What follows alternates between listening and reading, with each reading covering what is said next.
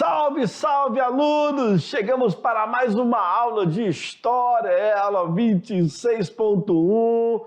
Nós já falávamos na última aula sobre a corrida armamentista, Guerra Fria, corrida espacial, etc. E hoje nós daremos continuidade ainda nessa pegada da Guerra Fria, o pós-Segunda Guerra Mundial. Falávamos sobre a União Soviética, enfim, nós estamos na sequência. Lembrando que esse ano, no final do ano, vocês irão fazer a tão esperada prova do Enem. Não era isso que vocês queriam? Pois é. Mas, primeiramente, vão ter que passar no ensino médio, tirar umas boas notas, isso é fato, e com boa nota, claro, terminar o ensino médio e, paralelo, no final do ano, enfrentar a prova do Enem. Então, se preparem, estudem. Se todos os dias você estudar 2 horas a mais, eu tenho certeza que você irá adquirir muitos conhecimentos. O que não pode é tirar 1 hora, 2 horas, ficar no WhatsApp, no Instagram, no Facebook, nas redes sociais. Aí tu vai perder tempo.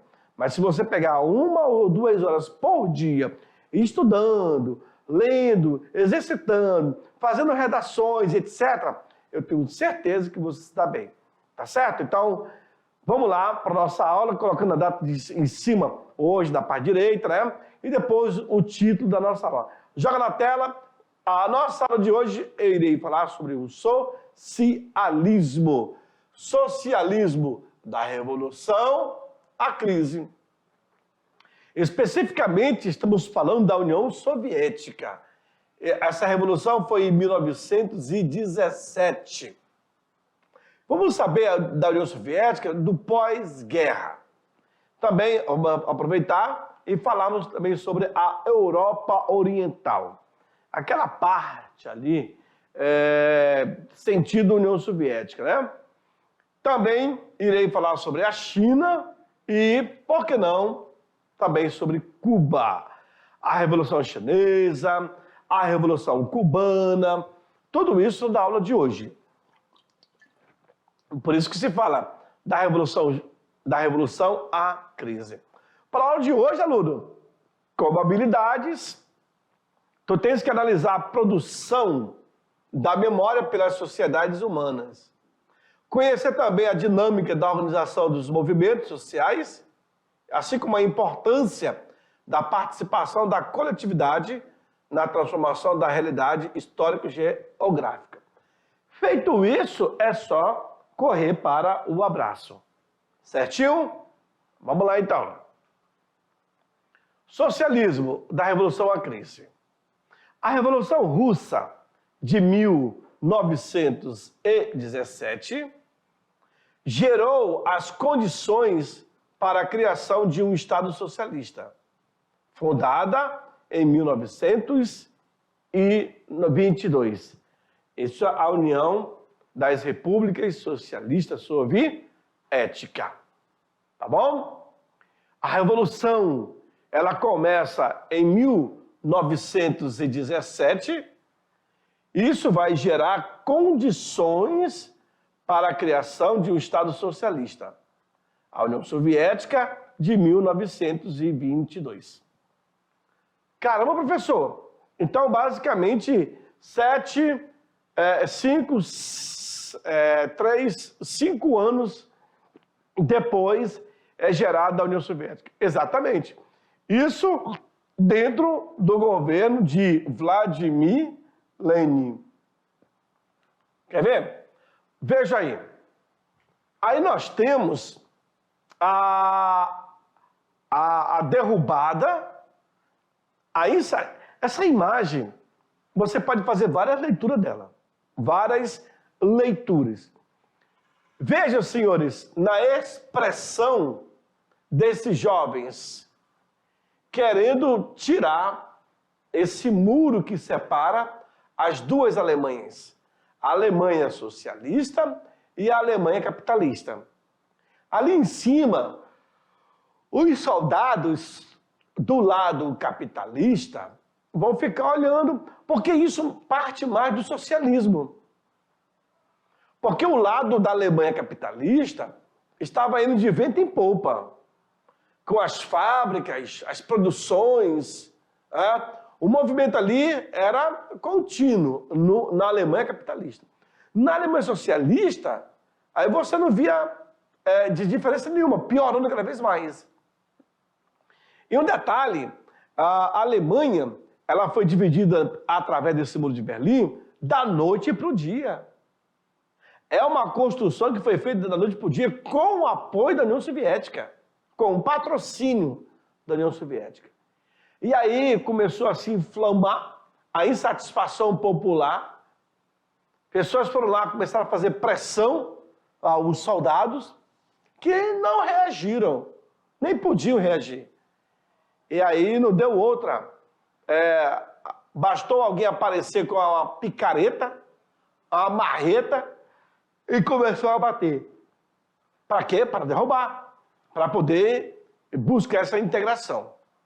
E os soldados não reagiram. Deixaram. Até que esse muro veio abaixo. Inclusive o repórter da Globo, o Pedro Bial, ele fazia essa cobertura na época. Tem imagem dele noticiando a queda do Muro de Berlim. Então, você pode fazer a leitura na expressão literalmente com os braços cruzados, sem poder fazer nada. Todos com os braços cruzados. Ou seja, é a população que estava querendo essa mudança. E aí, quando um cansava, observe que, não sei se isso aqui é repórter, mas ele está com uma máquina fotográfica no peito e outra na mão, para poder fazer os registros. Então, são imagens de memória, imagens históricas, que relata essa insatisfação popular para a unificação das duas Alemanhas. Vejamos. Após a morte do grande líder da União Soviética, o Vladimir Lenin, isso no ano de 1924, ou então o secretário-geral do Partido Comunista, Joseph Stalin, passou a concentrar o poder político. Essa daí é a imagem de Lenin no caixão, quando ele morreu. Vejam que em 1917 se deu a Revolução Russa. Em 1922, aí criou-se a União da República Socialista Soviética. Em 2 anos depois, em 1924, morre Lenin. Quando Lenin morre, vai haver uma briga entre Stalin e o Stalin e Trotsky para obter o comando do regime. Quem acaba assumindo é Stalin. Então, Stalin passou a concentrar o maior poder político em suas mãos. Isso após a morte de Lenin. Talvez o socialismo não deu certo, porque com a morte de Lenin, Stalin ele vai modificar os ideais pensados por Lenin. Depois de Stalin, Nikita Khrushchev, Gorbachev e tantos outros que vieram, irão modificar a essência. Até que, em 1990, ela não resiste e o regime acaba. E, ao acabar esse regime, automaticamente, então, perde a sua essência. Esse aí é o Joseph Stalin. Ele vai implantar uma ditadura cruel na União Soviética, com expurgos, deportações, prisões e execuções de milhões de pessoas, inclusive amigos de Lenin. Os antigos amigos de Lenin serão perseguidos, torturados e mortos. Alguns serão expulsos. Esse cara vai concentrar total poder em suas mãos. Nos campos sociais, ou no campo social e econômico, nos campos social e econômico, houve desenvolvimento. Por exemplo, a taxa de analfabetismo do país, que era de 90%, caiu em apenas 20 anos para quase zero. É isso que você falou, que você ouviu. A taxa de analfabetismo, que era de 90%, vai quase zerar na parte europeia da União Soviética. Qual foi o mecanismo que ele adotou? O mesmo mecanismo de Cuba, que vai ser adotado. A União Soviética, após a guerra, eu tenho aqui os Estados Unidos, o famoso tio Sam, e de outro lado eu tenho o urso russo, que é o principal símbolo daquele país, né? Vejam, o território soviético estava literalmente arrasado. Quase 2.000 cidades e vilas tinham sido devastadas. Cerca de 1.000 fazendas coletivas encontravam-se em ruínas. Viu? 1.000 fazendas coletivas encontravam-se em ruína. 2.000 cidades e vilas tinham sido devastadas. 26 milhões de pessoas tinham morrido na guerra. E outras 25 milhões estavam desabrigadas, morando em locais improvisados. É o que você vê hoje na guerra da Ucrânia. O território ucraniano sendo massacrado pelos russos. Os montes de entulhos. E sem contar nas mortes de civis. Essa imagem é emblemática, porque são 3 crianças. 2 meninas e um menino. E aí? Que futuro? Quem é que vai abrigar essas crianças? A guerra, ela não quer saber. Ela não quer saber. Simplesmente ela quer dominar. É isso que eles estão buscando. Ah? Olha lá. Stalin e Lenin conversando. Diante de tantos estragos, a sociedade soviética necessitava de um imenso esforço de reconstrução. O governo de Stalin traçou metas para a recuperação do país e tomou atitudes centralizadoras para manter o povo mobilizado. 2 grandes lideranças. Lenin desse lado, né? E Stalin desse outro. Ok? Reconstrução do pós-guerra. O que Stalin acabou fazendo? Qual foi a ideia? Ele comandou energicamente a reconstrução da União Soviética por meio de um planejamento econômico estatal. O governo soviético acabou estabelecendo, primeiro, reparação da infraestrutura de comunicações e energia. Segundo, reconstrução das indústrias pesadas. Terceiro, mecanização da agricultura e a ampliação das áreas de cultivo, tá? Depois, aqui é o 4, tá? Construção de usinas hidrelétricas. Aqui é o 4, aqui é o 5 e aqui é o 6. Instalação de indústria de armas moderna. E sexto, ampliação da educação pública. Senhores, observem o foco gerado por Stalin. A preocupação dele de reestruturar toda a União Soviética foi voltado para esses 6 itens.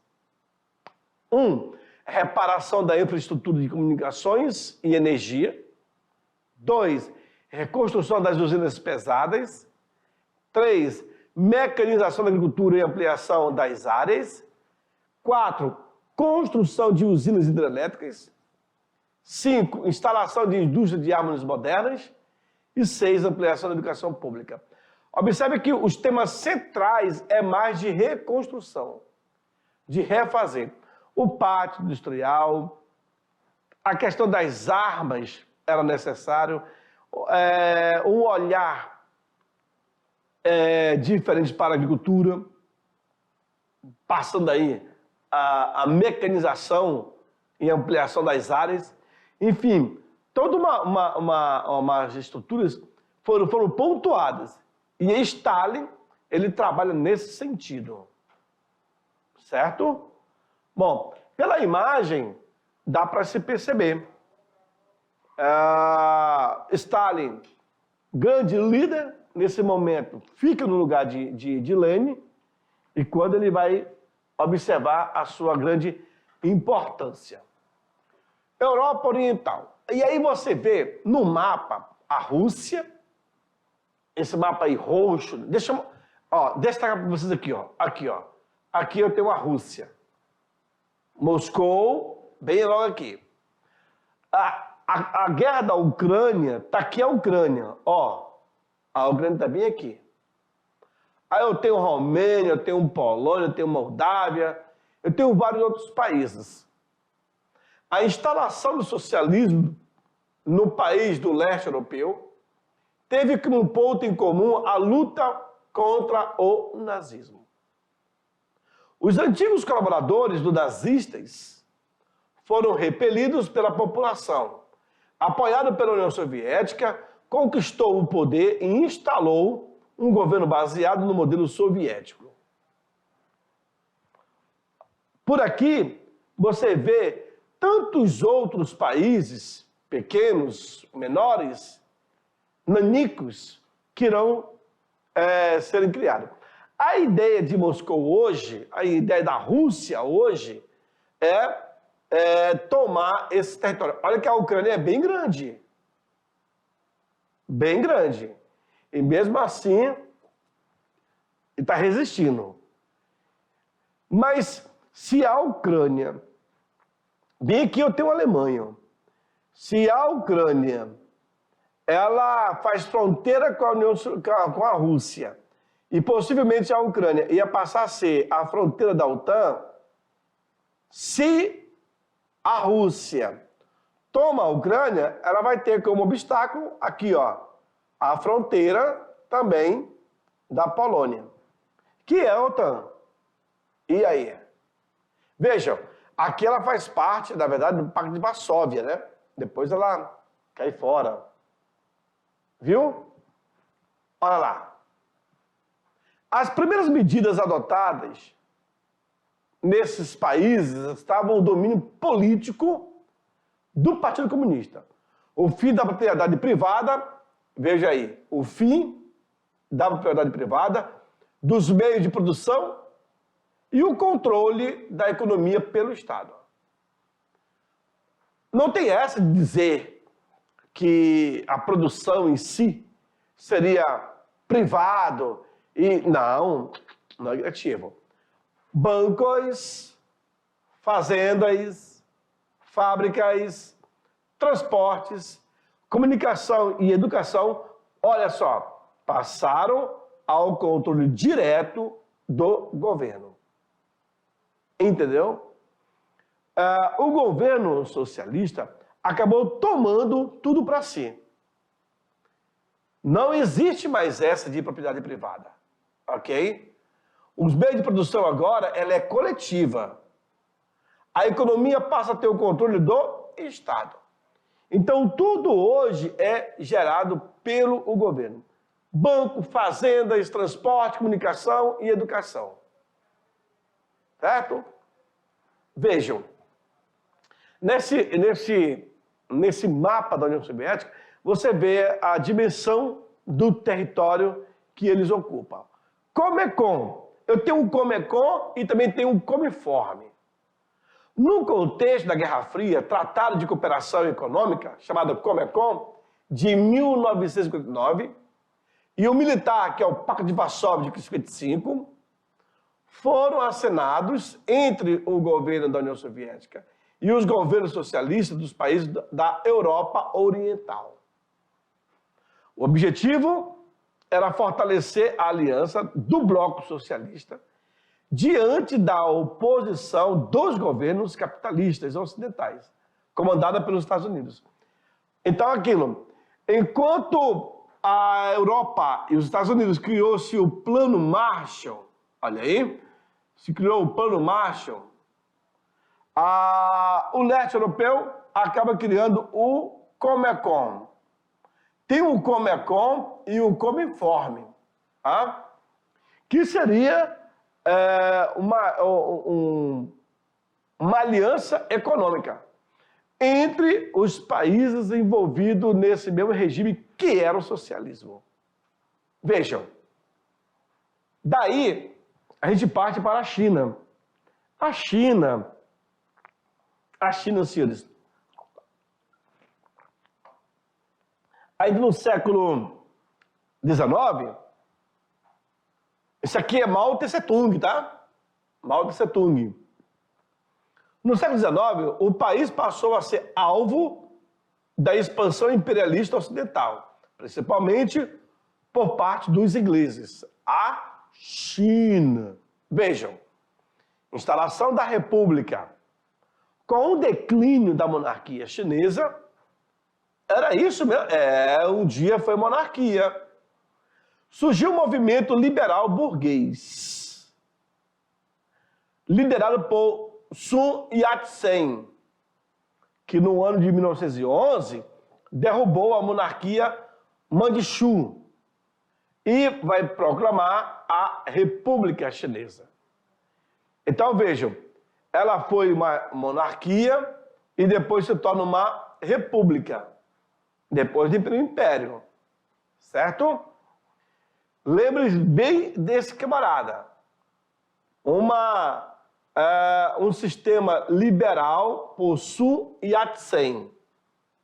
Observe que os burgueses vão estar espalhados no mundo. Esses burgueses que é mesmo a elite, que briga para ter um espaço.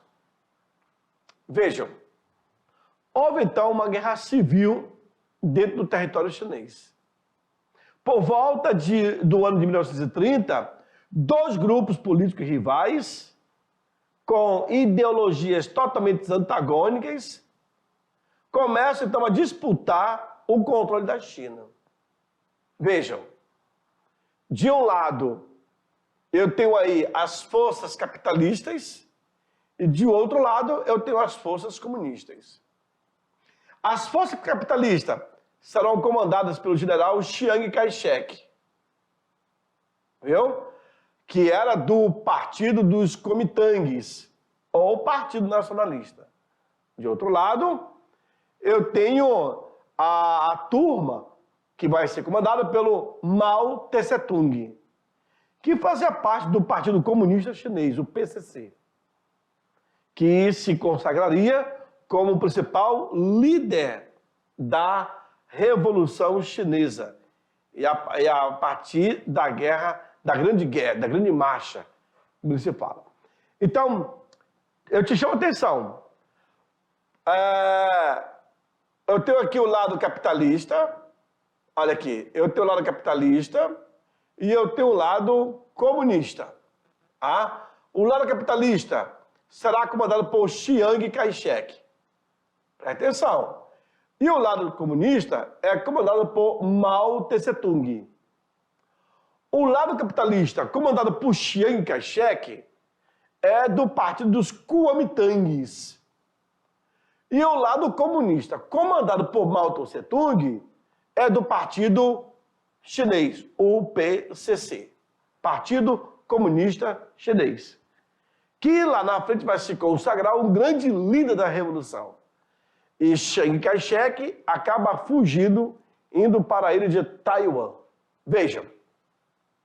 Mas, professor, o que foi a Grande Marcha?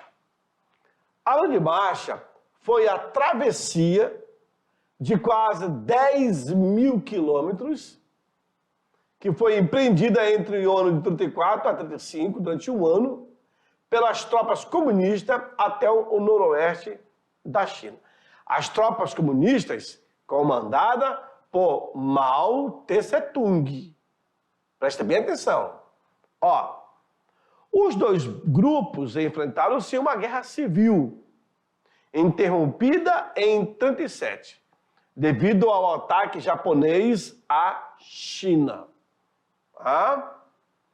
Querendo transformar nós já estamos aí prestes a começar a Segunda Guerra Mundial. Isso foi em 37. A Grande Marcha está aqui, ó. Saiu de uma região para ir até a outra, ó, daqui até aqui. Da China até aqui, ó. Pela linha, você observe esses 10 mil quilômetros que eles acabaram buscando esse confronto. A Guerra Civil Chinesa é isso aqui. Por isso que passa aqui a Guerra Civil. Isso vai por volta de 1930, que começa a haver esses dois grupos diferentes de ideologia. Por exemplo, um era comunista e o outro era capitalista. Um comandado por Chiang Kai-shek e o outro por Mao Tse-tung. E aí se encontram na Guerra Civil em 1937. A grande guerra, o grande conflito, se deu através da Grande Marcha, que vai ser esse daqui, ó. Duas Chinas. No dia 1º de outubro de 1949, venceram definitivamente seus inimigos internos e criaram a República Popular da China. República Popular da China, que compreende todo o território continental chinês. Reiniciadas as lutas entre as tropas de Mao Tse-tung e as de Chiang Kai-shek, os comunistas obtiveram sucessivos êxitos. Os comunistas. E os comunistas aqui é comandado por quem? Por Mao Tse-tung, que é do PCC. Primeiro Partido Comunista Chinês. Tá? Criado aí para poder confrontar com o Partido Capitalista de Chiang Kai-shek, que é os Kuomintangs. Bom, então tá vendo aí, duas Chinas. A China comandada pelos comunistas, que é o PCC, Partido Comunista Chinês, e aqui eu terei a pequena ilha de Taiwan, que vai ser a ilha capitalista. Aqui quem vai comandar é Mao Tse-tung e aqui é Chiang Kai-shek. É ele que comanda. Vejam, República Popular da China, essa grande imensa aí, eu tenho duas Chinas e a República da China, lá embaixo. Eu tenho a República Popular e a República da China. Essa daqui tem os famosos esquadrões suicidas, né?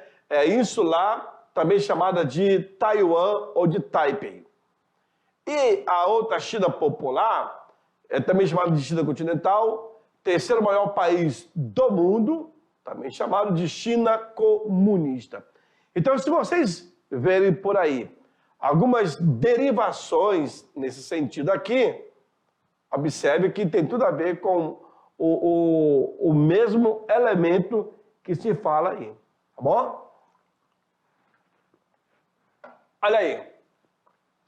Com o apoio dos Estados Unidos, o general Chiang Kai-shek e os seus seguidores fugiram para a ilha de Formosa.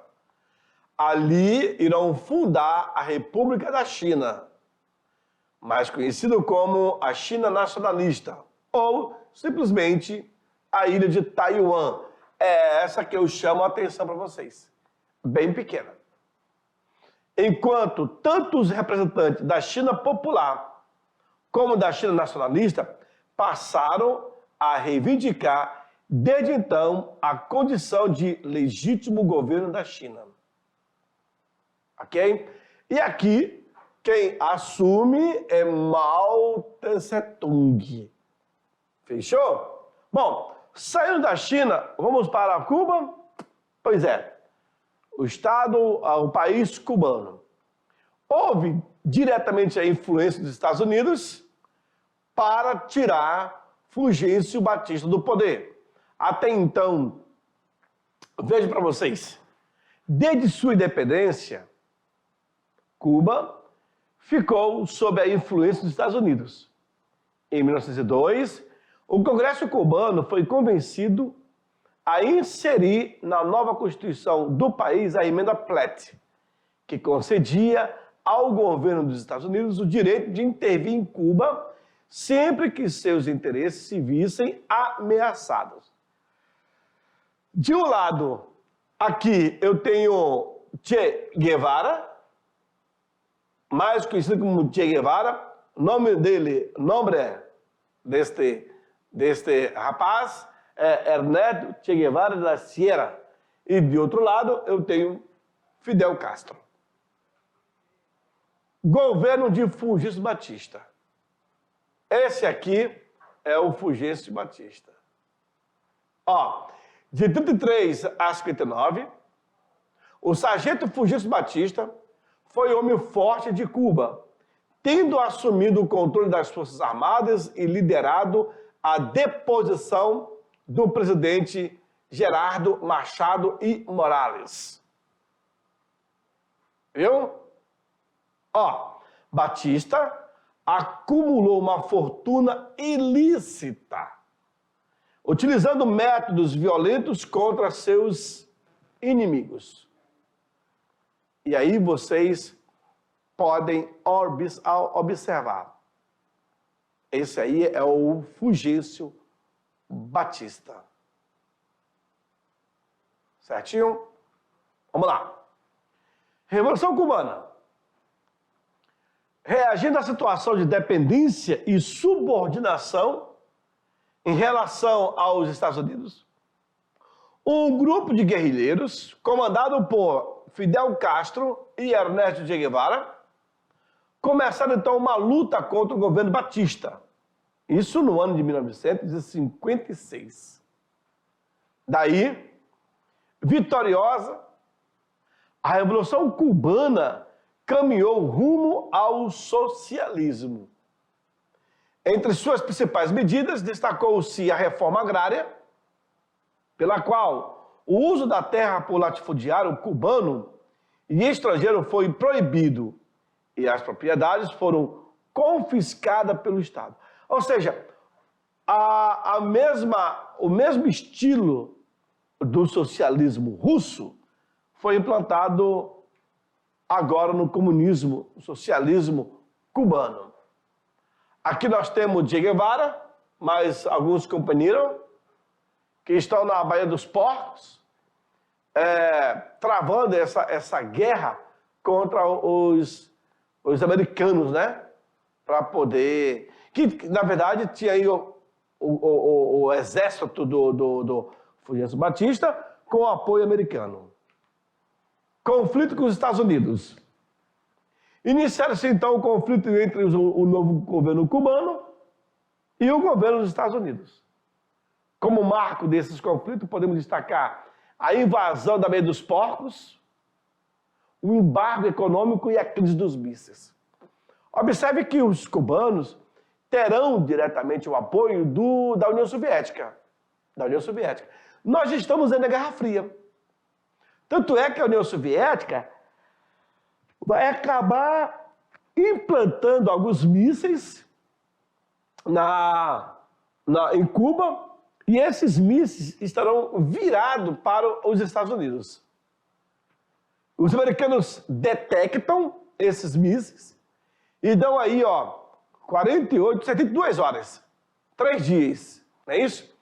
3 dias para retirarem os mísseis da ilha cubana. Porque esses mísseis estavam diretamente ali virados para a Flórida, nos Estados Unidos, que é bem próximo, a parte mais próxima que tem de Cuba. Nesse sentido aqui, o Che Guevara, que era um dos líderes e que estava ali na Baía dos Porcos, aguardando esse conflito, Che Guevara, vem para mim, Che Guevara, guerrilheiro argentino, começou a fazer o curso de medicina, não concluiu, mas aí ele começou a querer a descobrir um pouco da América e começou a andar em vários países, Guatemala, Nicarágua, Salvador, até chegar em Cuba e percebe que Cuba estava tendo esse entrave com os Estados Unidos. Che Guevara, então, acaba se unindo ao povo cubano e trava essa briga contra os americanos. É claro que depois que eles vencem a Revolução Cubana, isso em 58, quando são vitoriosos, depois Che Guevara ele vai querer saber como é que estava a América em si. Na verdade, querendo estender esse lado comunista para os outros países. Mas aí os americanos botaram aí a CIA atrás dele, e tudo indica que Che Guevara teria passado por essa nossa região, aqui, inclusive por Rondônia, indo parar aqui na Bolívia. E lá, escondido na Bolívia, ele vai ser capturado pelos soldados bolivianos, e os soldados bolivianos prenderam o Che Guevara, mandaram rádio para a CIA americana, e aí veio um agente da CIA para confirmar se de fato aquele cara era o Che Guevara. Mas quando ele foi preso pelos soldados bolivianos, ele falou: não me mate, eu valo mais para você vivo do que morto. Aí então ele vai ser preso, vai ficar confinado. Quando ele chega, né, e é preso, chega um oficial e mira nele o armamento, aí ele disse lá uns palavrões: vamos lá, seu filho da pip, honra a tua farda, honra o teu país. Aí o cara foi e metralhou ele. Chega um agente da CIA para confirmar se de fato se tratava de Che Guevara. O que eles fizeram? Cortaram as duas mãos, colocaram num saco e levaram para os Estados Unidos para tirar o DNA. O corpo foi enterrado em vala desconhecida. Na verdade, teve um sargento que durante a madrugada, umas 3 horas da madrugada, pegou o corpo e sumiu com o corpo. Tanto é que era uma região aqui da Bolívia, até para não haver uma peregrinação em busca desse guerrilheiro que poderia se tornar um mártir. Essa foi a história. Tem alguns livros que falam sobre Che Guevara. É bom que você se leia e aprenda um pouco da história, mas eu não recordo agora a cidade, não sei se é Pasto Grande, aqui na Bolívia, que tem uma pintura, uma pequena vila, aldeia, na verdade, aqui da Bolívia. Tá bom? Segue no quadro, vamos lá. Na sequência, aí nós tivemos esse conflito, etc, etc, mas, bem para mim, eu vou... passou muito rápido, eu também sei, passou muito rápido, mas não saia daí, porque daqui a pouco eu estou voltando para fazer aquela revisão de 5 minutos e logo em seguida nós temos a nossa atividade, tá certo? É jogo rápido, não dá nem tempo de respirar, tomar um café ou tomar uma água. E já estou de volta. Tchau, tchau.